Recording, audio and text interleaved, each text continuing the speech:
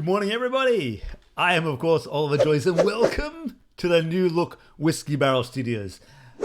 As you can see, I've flipped the desk around. that's the big news from Whiskeybarrel Studios here. Yeah, I have a window. In case you weren't sure, you know they say change is as good as a holiday, and I felt like after a few years facing that way, it's time to face this way. And now you can see I've moved the keyboard here.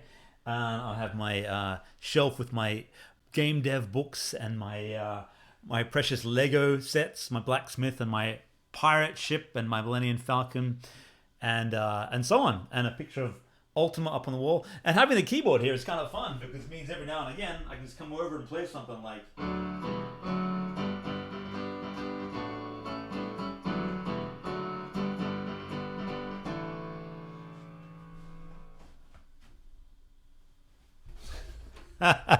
Yeah. So little out of practice, but yeah, it's fun and it feels fresh. So anyway, welcome to Ask Me Anything Part 8, Part 1. Ask Me Anything 8, Part 1. So every few months or so, I like to do these just to sort of catch up with you guys and find out what you want to know about predominantly Sword and Sandals, but of course myself, my life, game dev, whatever takes your fancy. So we have 62 comments on the YouTube channel we're going to get through, and then I'm going to do another part with the Discord questions as well. So settle in, grab a coffee, grab a beer, whatever takes your fancy, and join me for Ask Me Anything 8. All right, for your convenience, of course, I've put the questions up here on the screen, so if you squint really hard, you'll be able to see them. I'm going to try and get through as many of them as I can. If they repeat, we might skip them. All right, first question is from Dan San05, who asks, will Swords and Sandals have mod support? It sounds like a cool thing, people crafting their own S&S adventures and lore. It sounds like fun for the community. I'd love to have mod support with it. The game, Godot sort of supports that. And I've built it in such a way that a lot of the files are brought in externally, or the dialogue and a lot of the images and so on. I'm hoping to have mod support to a degree, at least perhaps to be able to bring in your own armor and weapons. Not for launch. We're talking down the road in a future patch. I haven't ruled it out yet, so that would be cooler because I've seen how they do it in Darkest Dungeon with the characters and so on, and I would love to have something like that for sure. Dio asks, will you be adding a shop similar to Swords and Sandals 3 where there's almost a random assortment of equipment for every bunch of battles you participate in? Maybe a shop with weapons and armor that are enchanted with random status effects like perks or extra stat points. Dio, that's exactly how it's going to work.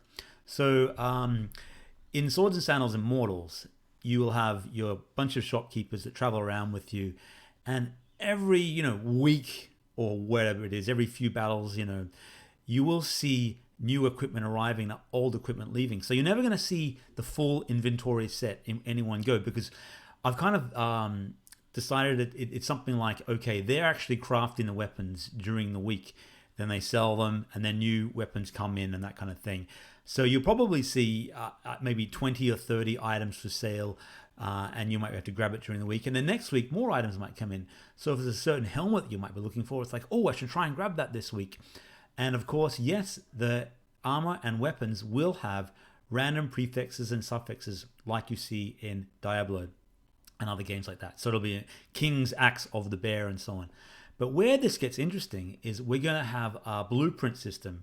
So during your adventures, you have to find blueprints either from points on the map you find, or different gladiators that you defeat. Some of them might drop blueprints. And each blueprint will be like a picture of a bear or an eagle or something. And once you have that, you give that to the armorer, and then he will, from now on, be able to craft axe of the bear or helmet of the bear, that kind of thing. And so the more of these blueprints you find, you collect them all, and then you'll be able to sort of have access to more and more of these random weapons. So there'll be a bunch of them that you'll be able to kind of mix and match. You'll also be able to go to the enchanter and enchant your weapons with gems. And they'll be like blueprints, except blueprints will be like prefixes, and gems might be suffixes, or vice versa. So it might be like, the gem might be like a fire gem. So it'll be like fire axe of the bear. So you'll be able to work on that. That's not coming for a little while. It's definitely planned, and it should be there by launch, but Hopefully I'll start working on that this year as well, but it's going to be in the game, and so the shop system will be a lot more fun. Anime Abraham asks, what happened to the characters that you create after they beat the final boss? Does their story continue into the next game, or will they remain stagnant?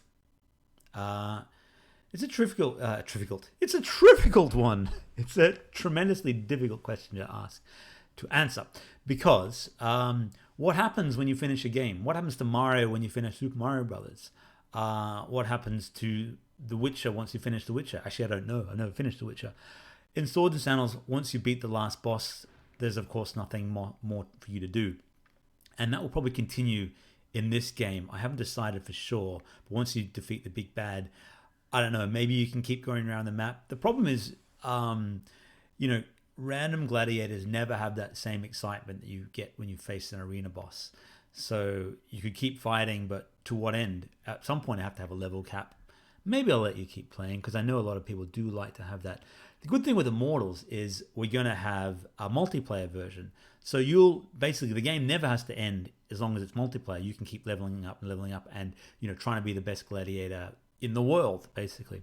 But I will consider this idea of continuing the single player mode after you defeat the last boss, because I know a lot of people do ask me that. The good man Paul Stevens asks, Ollie, I think you should reconsider the removal of weak, normal, and power attacks. Instead of choosing one system or the other, why not put both? If you're able to pick the amount of power in your attack and select the body part, it would add another level of depth to the game. It would add different play styles. Maybe you have someone who only plays safe and goes for quick attacks like a ninja, or someone who loves the risk and goes for power attacks like a brute. It is worth considering. My main problem with that is it's just an extra click. So if you want to go like, heavy attack, you got to go power and then head, or like heavy and then attack torso. There could be something, maybe you have a slider or some kind of circular slider on your character that during the battle you can kind of adjust how much power you want to put in. It's definitely worth considering. And I don't want to rule out ideas like this, because they do add a lot of strategic depth to the game. And already there is sort of a percentage chance to hit the head and the torso and everything like that. And this, of course, would do more damage. There is also the risk, though, of too much complexity in a game that is already a bit more complex than previous Swords and Sandals. But I don't hate that idea. I want to tell you that. Thanks, Paul. Zed Dragon Killer asks, in some of the old ads for the premium editions of Swords and Sandals back before Steam, I remember seeing them featuring a physical box. Do you think... do you also remember this, or do I have false memories? Was there a physical edition of Swords and Sandals ever planned?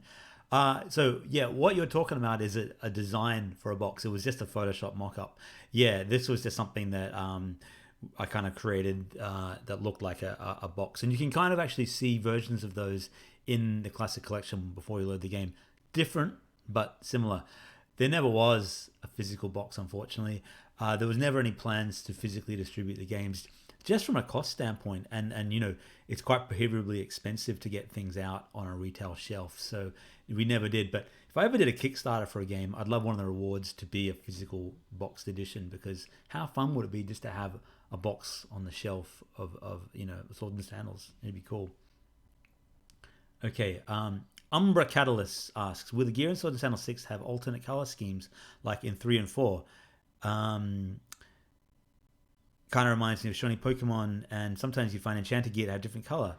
And some higher level gear had new symbols or engravings on it and new color. Will this be returning?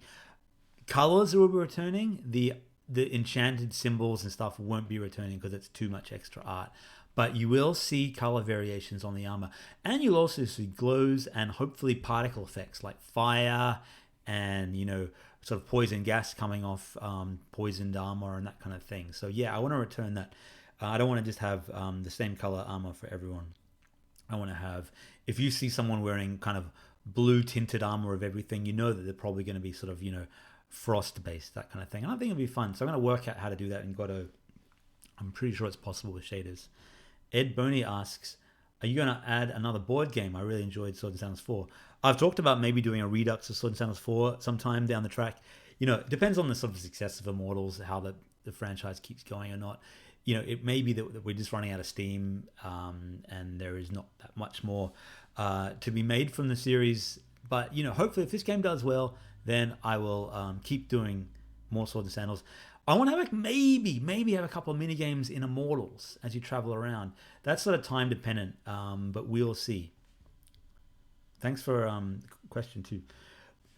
The Holy Pope Urban 2 asks, will you sing any of the songs like in the older games? You really should. It wouldn't be the true Swords and Sandals atmosphere without it. And that brings me to another song. All right, let's sing.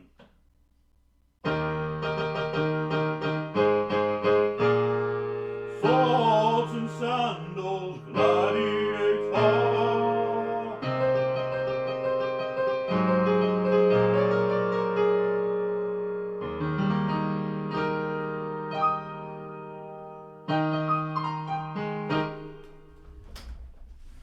That is one of the perils of having a keyboard in the office. You're going to get shonky music like that. I don't know. It'll be fun to sing. We'll see. My voice is pretty terrible, so look, maybe I'll consider a little shanty or something in there.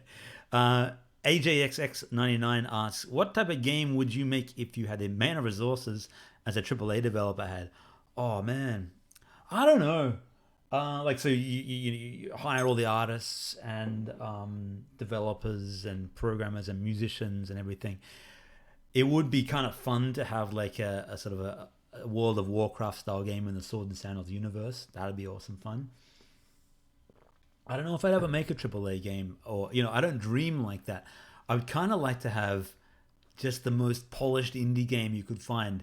If I could just basically pour all those resources into making like the ultimate, what I'm doing now, but instead of just me at having like full-on Disney quality artists doing all the animation and proper backgrounds that move and sway and music that shifts and so on, and just a full-on storyline. That's probably what I would do. Cool question though. Prince of Caviar asks, as a fan of your game since 2008, I want to say that your games are great. Can't wait for Immortals and Constellation Mirror. Good luck in developing. Thank you, my friend. I salute you. Yeah, I'd love to build Constellation Mirror. That's the big role-playing Ultima style game that really kind of depends on the success of Sword and Sandals in the future, whether that happens. SHIT Stain asks, might we have custom mods to modify every playthrough and increase difficulty? Modifiers that reduce income or increase enemies damage, kind of like a New Game Plus in Dark Souls, that kind of thing. That's something to consider. Make fights on a timer, 32 turns a loss. What I'm actually thinking of doing for this game as well. For a start, I think there may be a possibility of a New Game Plus mode difficulty modifier system, which could actually solve the question before of what do you do after the game is finished.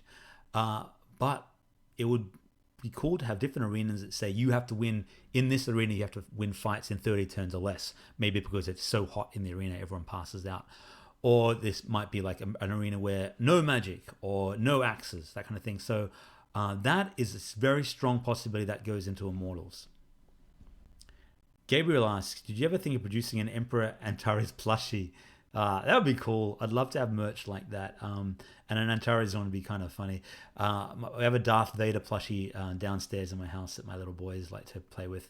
And I've always thought, it's so funny because it is such a squishy little thing. And, Darth Vader is such a strong, menacing character like Antares. That'd be fun. Gabriel says, these games mean a lot to me. Thanks for creating them. I've decided to buy the classic edition on Steam. Thank you. I salute you. Thanks for being a fan of the series. And, it's people like you that basically allow me to keep making these games. Sword and Sandals has the potential to become a much bigger franchise. Love your work. Keep it up. Yeah, it does, right? It does. Why shouldn't we, right? Why shouldn't we dream big with Swords and Sandals? I really think, hopefully with Immortals, we have some big YouTubers on board. Of course, Charlie Penguins, aka Critical, is going to be on board. For those who know Jerome Assetti, Jerome ASF of Minecraft fame, he's on board too. Tudy, Tewty, Ryan Tudy, he is another huge YouTuber who's signed up. Karolek from Poland, Swaniak. We have a couple of, and a few others who have escaped my mind right now. But honestly, we have some big guns and I'm hoping that they can help me spread the word of Sword and Sandals as arena champions, and in the multiplayer arena especially. And there's no reason this can't be the next big kind of multiplayer hit. And you guys are along for the ride. You guys are on the ground floor with me. We are very much. This is Whiskeybarrel Studios here, but why not? Why not dream big? Thanks for the comment, Gabriel. And I would love to make an entire Emperor Antares plushie if this series becomes huge. My good friend Ilya Gurovich writes, long time no chat. It has been a while. He's got a lot of questions. All right, we're going to answer these questions, and then we'll probably split it to part 2 soon. Yeah, what are we up to? Yeah, we'll split it to part 2 after these questions. Okay, will you be introducing any new battle elements to Immortals that give the standard mechanics more use and versatility, like ground traps and so on? Yeah, there's going to be things like ground traps and special sort of items that you can pick up on the ground, like health orbs and that kind of stuff, randomly placed throughout the arena. And of course, pits you can push people into. Will you be introducing any new mechanics for certain bosses? With previous Sword and Sandals, the bosses felt a bit stale and didn't have anything different other than stats and weapons. I like what you did with the final boss of Spartacus, which was a platform game.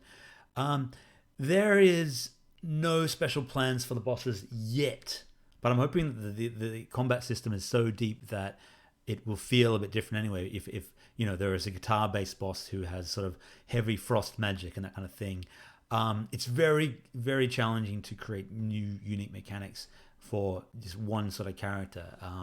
Potentially by having certain arenas and boss combinations, like a fire boss in a heat arena that you have to defeat in 30 turns or less. That may be the way to go about it. But yeah, we'll see. Will there be any secret unlockable bosses for Immortals? Yeah, I think there will be a side quest to fight an optional boss. Yeah, so the plan is to actually have multiple bosses per arena. You basically have a path to the final boss. And you can take, you can go up through the north or the south and various arenas. And each arena might have 2 or 3 different arena champions you can fight. And you might not want to fight them all. And so your Sword and Sandals experience will be different from others. And so there may indeed be secret bosses that you need, to have defeated X amount of bosses, in the south to face this one, that kind of thing. It's a cool idea, though. Current ideas for the Antares Easter egg. I'm curious because I have a few of my own, like the player touches a familiar helmet and a vision of Antares appears for a brief moment. It's going to be something like that, like either a flashback or a ghostly vision of him or something, which would be really cool. But yeah, he's going to be in there in cameo form. He's definitely not the big bad because, I'm sure we're all a bit sick of the old Emperor and his losing ways.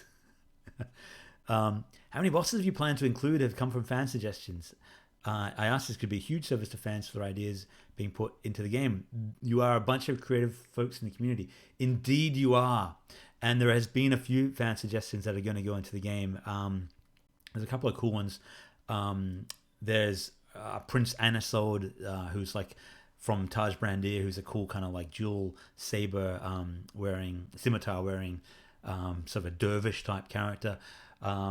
There are others who escape my memory right now, but because there's going to be at least sort of 40 or 50 arena champions, no joke, there will be some from the fan community for sure. I've written them all down somewhere, or many of them down. How big an impact will side quests be in Immortals? Will it be tangent arcs like Skyrim with Civil War? Yeah, look, to be honest, there's no real side quests. At the moment anyway. It's literally just kind of going from town to town, but you get to choose which town you want to go to, fight in the arena, choose your path, that kind of thing. There may be little sort of choose your own adventure stories in between, but they sort of happen there and then, like you see in Pirates. Like, you stumble across a bridge, the bridge is out. Would you like to cross down through the ravine or take the long way around? That kind of thing. It sort of risks turning into a game that is a lot bigger if I start adding side quests and factions and that kind of thing. And because I want to get an early access build out by April, it just might prove a little too much. Okay, chapter 7. Question 7. Any news regarding Critical's involvement? Well, yeah, he is, we've talked every now and again, and I keep meaning to chase him up with things, but he is going to, in theory, be the announcer for the multiplayer side of things. So I'm doing the single player announcing, like the basically when you go into the game and it's like, gladiators, prepare for battle, and you have been defeated. He's going to do that for the multiplayer side of things, and we might have sort of like an option so you can choose my voice or his voice, that kind of thing, and he'll do a bunch of kind of funny catchphrases and things. Knowing him, he's pretty risque, and so it might be a little, I'll have to see what how far we can push that envelope, but the idea is have him as like kind of like an overlord that basically is the presenter of the multiplayer side of things. Still got to work things out with him a bit more, but he's definitely keen, and so he will be involved with his fun brand of humor. And another question, or more of a statement from Ilya. Not a question, but a suggestion. Espresso machine. Yeah, hopefully on the Christmas list. I asked my wife about it, so we'll see. Because I'm still, I've got the old instant coffee with that's a cockatoo. There are Australian birds, they kind of sound super loud. They go, they're super loud. And if you weren't sure what they were, they just make this kind of searing sound as they go across the sky. Anyway, keep up the good work. We salute you. I salute you. Thanks for the awesome questions, my good friend. It's probably a good time to actually talk about the fans and the Patreons. There they are. Oh, it's on the other side. So now I have to move over here. One of the perils. Amara, you missed your cue. All right. Greetings to my Patreon friends. You know what I can do, perhaps? Let's see. There we go. Look at this. Editing on the fly. How good's that? Okay. The patrons are an integral part of helping me make swords and sandals. And though small in number, they are hugely important to me. And they represent those fans that, care enough to send a few bucks each month. And, it just helps me out because I am, of course, doing this as a full-time thing now, and I have no other source of income. So I thank you. Jandaku Chanahi, Noah Gurajan, Nico, XUp Omega, Ilya Gurovic, who just asked that question before. My old friend Jeffro, Hex3D, Davi, Akim, Shabanov, Pialo34, Michael Loda, The Good Man, Jonas Yalo, Hopeless, Chris Lopez, Daniel Funches, Big Mike, and Brandon K. Thank you, my friends. I salute you. A lot of saluting going on today. That is it for part 1. And in a few days, I'll bring you part 2, which I'm going to record now, but we'll stagger these releases just so we give them time to breathe.